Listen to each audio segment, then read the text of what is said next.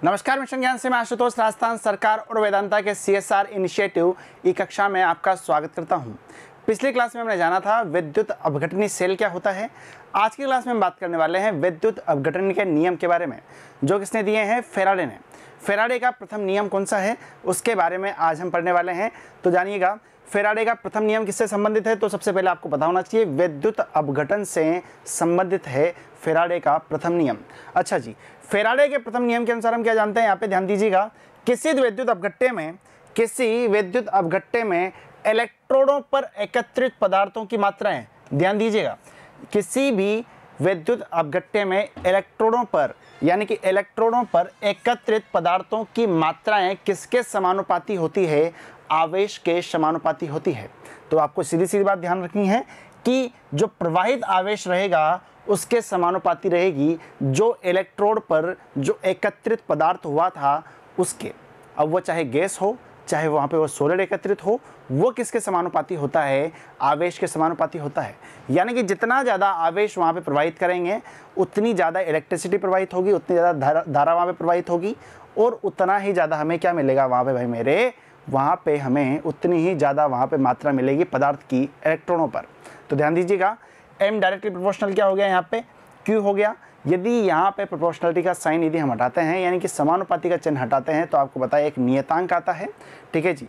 उसे हमने क्या नाम दे दिया यहाँ पे? W नाम दे दिया, जिससे हम बोलेंगे अभी रासायनिक गुणांक और उसे आगे बोला जाएगा रासायनिक तुल्यांक, ठीक है जी।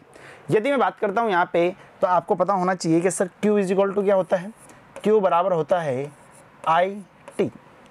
क्या होता है? q बराबर IT।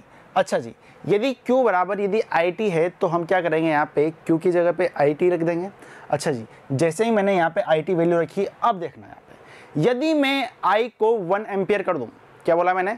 यदि मैं I को 1 एम्पियर कर दूँ और यहाँ पे टाइम को भी मैंने क्या कर दिया? 1 सेकेंड कर दिया, यानी कि जो I है उसको क्या कर दिया मैंने? 1 एम्पियर, और जो टाइम है उसको भी मैंने क्या कर दिया यहाँ पे? भाई मेरे 1 सेकेंड कर दिया। तो आपको दो चीज़ें ध्यान रखनी है, जो I है उसको कितना किया? 1 एम्पियर, और जो T है उसको कितना किया है? 1 सेकेंड। यानी कि सीधी सीधी बात कही जाए तो ये बात बोली गई है एकांक समय में। क्या बोला गया है? एकांक समय में कितनी धारा प्रवाहित की गई है? 1 एम्पियर धारा प्रवाहित की गई है। तो वहाँ पे जो m रहेगा वो किसके इक्वल आ जाएगा? W के, और W को क्या बोला जाएगा? रासायनिक तुल्यांक यहाँ पे बोला जाएगा। तो आपको ये बात ध्यान रखनी है, एकांक एम्पियर की धारा, कितने एम्पियर की धारा? एकांक एम्पियर की धारा एकांक समय के लिए, एकांक एम्पियर की धारा एकांक समय के लिए प्रवाहित हो तो इलेक्ट्रॉनों पर एकत्रित पदार्थ की मात्रा ही उस पदार्थ का रासायनिक तुल्यांक कहलाता है। तो ध्यान दीजिएगा, रासायनिक तुल्यांक किसे कहते हैं? तो इसकी डेफिनेशन यहाँ से बन सकती है कि 1 एम्पियर धारा प्रवाहित करने पर एकांक समय के लिए 1 एम्पियर धारा प्रवाहित करने के लिए जो इलेक्ट्रोडों पर पदार्थों की मात्रा है वही क्या कहलाएगी? रासायनिक तुल्यांक कहलाएगी, ठीक है जी।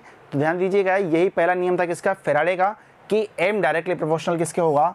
q के। यानी कि जितना ज़्यादा हम आवेश प्रवाहित करेंगे वहाँ पे इलेक्ट्रोडों पर पदार्थ के जमा होने की मात्रा वहाँ पे उतनी ज़्यादा बढ़ेगी। तो ये सब था किसके बारे में? फेराडे के प्रथम नियम के बारे में। अगली वीडियो में हम जानेंगे फेराडे के द्वितीय नियम के बारे में। तो जुड़े रहिए मिशन ज्ञान के साथ में। धन्यवाद।